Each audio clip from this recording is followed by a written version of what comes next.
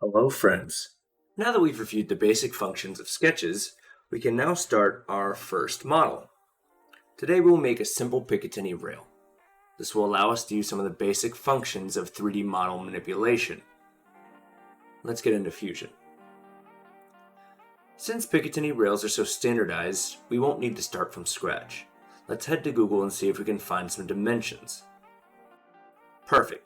This image has all we need.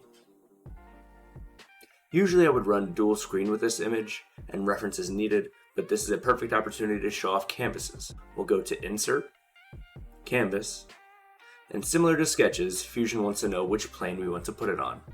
This one looks fine. Let's get it to the right size. Perfect.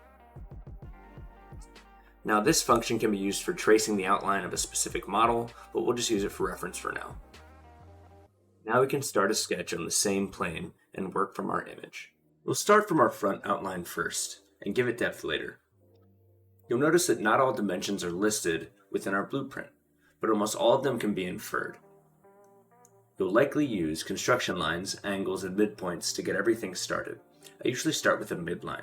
Keep in mind you may have to divide or multiply some dimensions while working. This is always good to have a calculator nearby for quick use. And remember that there's no one way to CAD.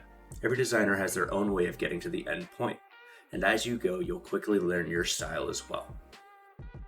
Now that we have our front profile done, we can start to extrude. Here you can see the rail thickness is 4.75 millimeters. We'll extrude that and start another sketch. Here we can use the P hotkey to project, which will trace specific lines or outlines that we choose. I'll draw another line to indicate the start of the gap between the rail. Let's finish this and extrude the lower section out 5.25 millimeters as per the blueprint. Next we can use a pattern function. I'll choose a pattern on path, highlight the path, and drag the arrows accordingly. I know each Picatinny segment is 10 millimeters overall, so if I want 6 total segments, it'll be 60 millimeters. But don't forget that we already have our first 10 millimeters on the part we just made. Next we'll use the combine function and join all the parts, but this leaves us with an ugly end. No worries, as you can click this face, extrude, and click the face you want it flush with. And there we go, our first simple part. From here, you can add some finishing details to make your part more aesthetically pleasing, but we'll save that for another day. I hope this helped you guys out, and I'll see you next time. Hell yeah, it did.